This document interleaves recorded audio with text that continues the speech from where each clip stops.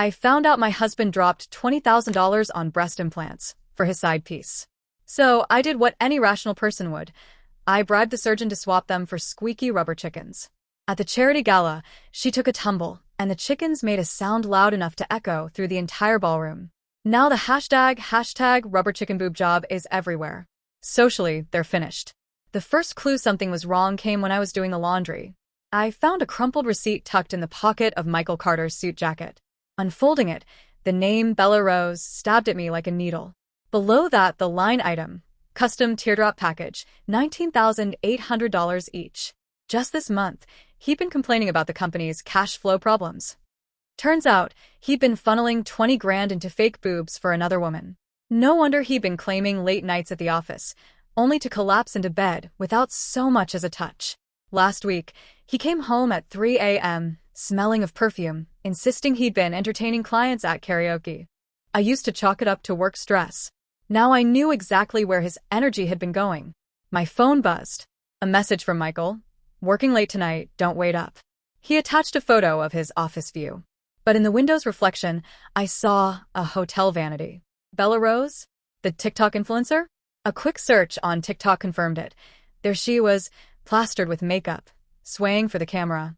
In her latest live stream, she cooed, "Thanks to my top gifter for the luxury car. Love you, my bro." And the username? Michael's favorite gaming handle. I lay awake, staring at the ceiling until past midnight. Around 2 a.m., Michael crept into bed. Once he was snoring, I swiped his phone. The passcode? Our daughter's birthday. Still the same.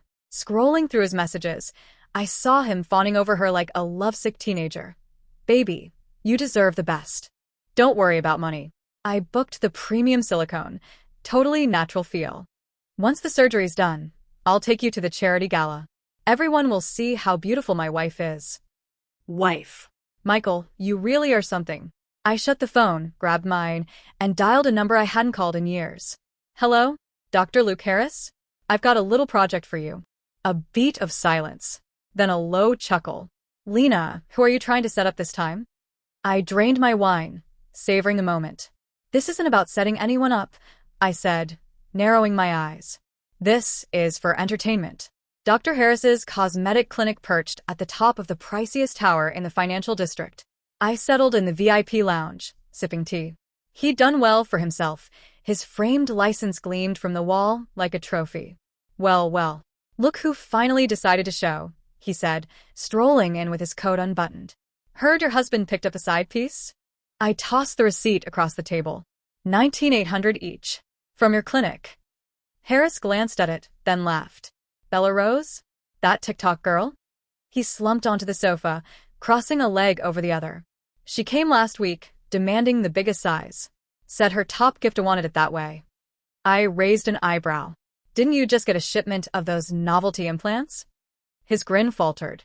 He stood, quietly locked the door, and lowered his voice. "Lena, those are for select clients. Press them, and they squeak like toys." "I want a custom order," I said, showing him Bella's latest reel.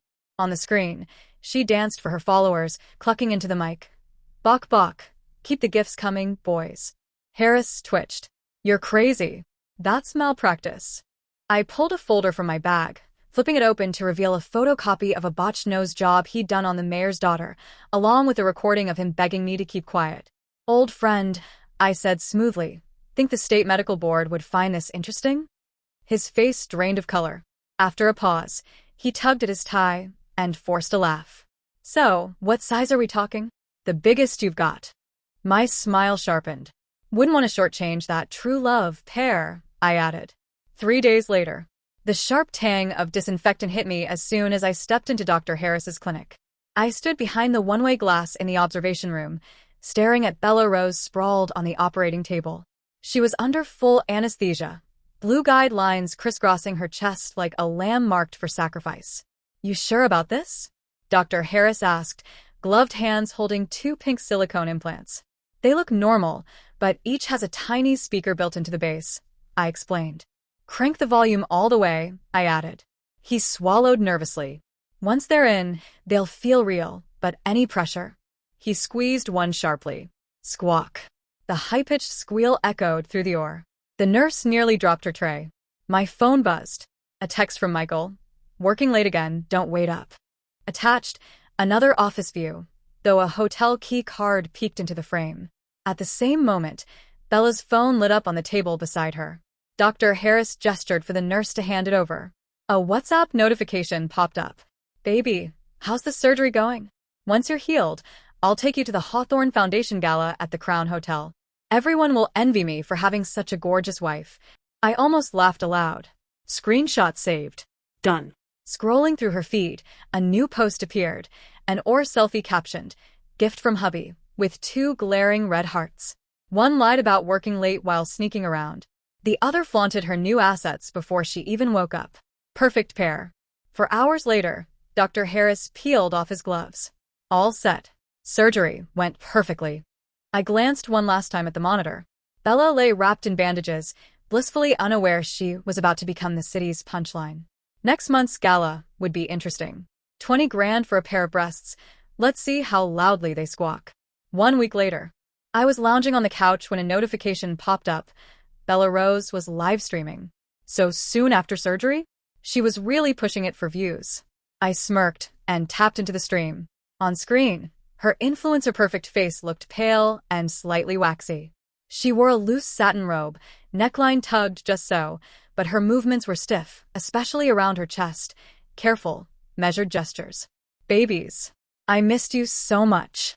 Her voice was unnaturally high, syrupy sweet. Sorry I disappeared for a few days. I was, abroad for a checkup. Doctor says I've been overdoing it, so I needed rest. The chat exploded with mindless praise. Take care, queen. You work too hard. You look so skinny, poor thing. A full body checkup? Resting? I laughed softly and hit record. Midstream, she tried to show off some skincare samples. As she lifted her arm, her brows pinched tight and her breath hitched. Pain rippled across her chest. She quickly set the jar down, switching to a lighter bottle, handling it with exaggerated care. The chat noticed. Babe, what's wrong with your arm? Why does she look so stiff? Bella plastered on a saccharine smile. Oh, it's nothing, just a little shoulder strain. Still healing. But the best part was coming. Near the end, she leaned closer to the camera, voice conspiratorial. Babies, I have the most exciting news. I've been invited to the Hawthorne Foundation Gala at the Crown Hotel. She preened like a peacock, forgetting the pain in her chest. Official invitation? Please. I knew the truth. It came from Michael's assistant. The comments went wild. OMG. That's amazing. The Hawthorne Gala? Only VIPs. Our queen will slay the red carpet. Bella arched her chest, then flinched. Yes. End of the month. Crown Hotel. HighSociety. She gushed about couture gowns, flashbulbs, and luxury brands, painting herself as the star of the night. And I knew exactly what would happen. A month post-surgery, her chest nerves were still swollen, sensitive, unstable. One tight gown, sky-high heels, velvet carpet, flashing cameras, disaster waiting to happen. Bella, your vanity might just be your undoing. I closed the live stream with a satisfied smile and dialed a familiar number. By the end of the month, the Hawthorne Foundation Charity Gala had finally arrived. Michael Carter's company was sponsoring, so of course, he had to be there. Stay home with the kid, he said casually while adjusting his tie, like it was a trivial suggestion. I lowered my gaze and murmured a soft, I knew perfectly well who his plus one would be. Standing by the window, I watched his car pull away. The corner of my mouth twitched into a subtle smirk. Honestly, how could I possibly miss a performance like this? The gala dazzled. Red carpet, blinding lights, flashes everywhere. The crimson carpet stretched from the grand entrance to the stage inside, flanked by reporters with long lenses. Celebrities, CEOs, socialites, all vying for the perfect shot. And then she arrived. From my VIP box, champagne in hand, I watched Bella Rose glide down the carpet. She hadn't held back. Her gown sparkled with sequins and diamonds, the deep V plunging nearly to her navel. A gossamer veil draped over her chest just enough to tease. Curls framed her face, cascading over the new assets she was so desperate to flaunt. On Michael's arm, she wore the practiced smile of someone trained in ambition and seduction. He looked smug, completely at ease. Isn't that influencer? Who? Bella Rose. Reporters zeroed in immediately. Cameras clicked and flashed. Bella, over here. Pose for us. Look this way. She angled, arched her chest, lips curled into the most sultry smile she could muster, intoxicated by the spotlight. But just as she neared the stage steps, disaster lurked. Her stiletto, worth more than many people's monthly rent, caught on a tiny metal trim along the edge of the carpet. Just millimeters high, but enough to destabilize her. The next morning, Bella stormed into Dr. Harris's clinic, tottering on 4-inch heels. Harris, you come out here. Look at the garbage you put in me. She barreled past the receptionist and into the treatment area, smashing whatever she could reach. Luxury fillers tumbled to the floor. Brochures were shredded. Decorative plants toppled, spilling soil everywhere. Fraud. Quack. You ruined me. She grabbed a teacup, ready to fling it at the floor-to-ceiling mirror. Miss Rose, please. Calm down. Dr. Harris appeared, arms out as if shielding her from herself. His face was the perfect mask of panic and contrition. Miss Rose, I understand your anger. Please let me explain. This was an accident. A faulty batch from the supplier, I swear. Bella's bloodshot eyes narrowed. An accident? One word won't fix this. Do you know what I went through? The internet is laughing at me. My career is over. She jabbed a manicured finger at her still prominent chest. You promised perfection. And now? Harris softened, leaning closer, coaxing her like a hypnotist. Miss Rose, the mistake is mine. I failed to supervise properly. But I've contacted a top European supplier. The latest high-end implants, cutting edge, fully biocompatible. And he leaned closer, eyes gleaming. Bigger, with better support. One full size up. It will erase this mishap and restore your confidence. You'll return stronger than ever. Her fury wavered, replaced by feverish desire. Bigger, more perfect? Her voice trembled. Absolutely. I'll operate myself. Use only the finest materials free of charge, guaranteed flawless. The lure was irresistible. Bella stared at her reflection, gaunt face, defiant curves, imagining herself striding back into the spotlight, critics silenced. Fine, she snapped. Do it now. The biggest, the best. If you screw this up, Harris, you won't survive it. Trust me, he said, hiding a smirk behind a respectful nod. The ore was prepped immediately. Under anesthesia, Bella received her enhanced implants, larger, heavier, and modified in ways she never questioned. Surgery went smoothly. When she awoke, she instinctively touched her bandaged chest. The size, fullness, and swelling made her grin despite the pain. Yes, this is right, she whispered, already envisioning her triumphant return. She never asked what exactly had been implanted. She never suspected the encore that awaited her, an even more absurd surprise than the Squeaky chicken fiasco. Over a month had passed since the infamous Squeaky chicken fiasco at the Hawthorne Gala. The internet frenzy had simmered, but the hashtags never died. Bella Rose and Squeaky Chicken Chest were now permanently linked online. Brands fled. Her influencer career hit rock bottom. On the surface, Bella appeared to be biding her time, resting and plotting a comeback with her upgraded assets. In reality, she was still hustling, casting her net for a new benefactor, still clinging to Michael Carter. Clearly, she hadn't learned. Some men, it seemed, weren't deterred by scandal. Some were downright intrigued. Enter Mr. Warren, a corpulent, balding real estate mogul, infamous for his crude tastes and obscene wealth. He'd been eyeing Bella's chest for years. Where others saw humiliation, he saw opportunity and kink. While his peers laughed at the chicken debacle, Warren thought it sounded fun. Now that she was disgraced, he saw a bargain, and perhaps a chance for extra perks. Through my quiet channels, I set up a meeting. Location: Skyline Club, the city's most exclusive private lounge. VIP suite, security already discreetly modified by my team. Every corner under hidden surveillance. On screen, I watched Bella glide into the room in a skin-tight slip dress, attempting allure despite layers of exhaustion. She forced a professional smile, desperate to hook what might be her last shot at relevance. Her enhanced chest projected boldly beneath the dress.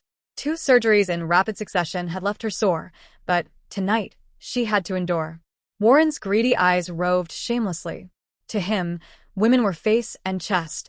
This one came with viral notoriety. Perfect. I sipped my wine, grinning at the screen. One desperate woman, one opportunistic pig. What a pair.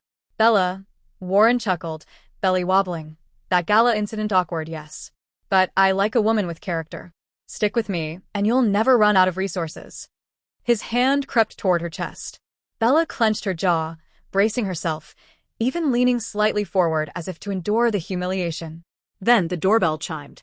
Warren froze mid-gesture, irritation flashing. Who's interrupting? I said no interruptions. Apologies, sir, said a deferential waiter.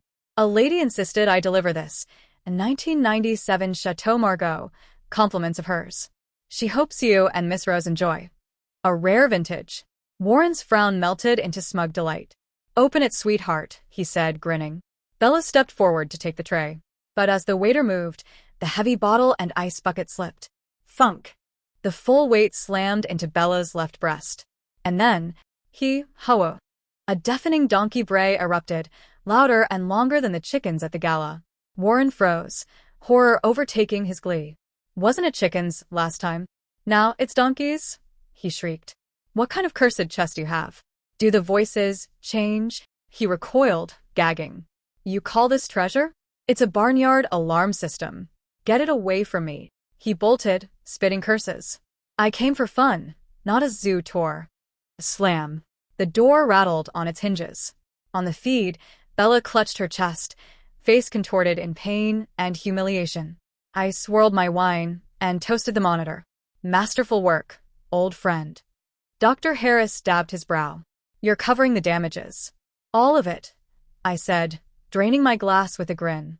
Worth every penny. 2 hours later, an encrypted clip appeared on Melonvine, the go-to outlet for sugar daddy gossip. Carefully edited, perfectly timed. The headline went viral. Chicken bust no more? Viral influencer hits donkey mode. Tycoon's night of terror, treasure chest or cursed relic? Mr. Warren's testimony. Barnyard sounds not included. Sponsors? Comeback? Please.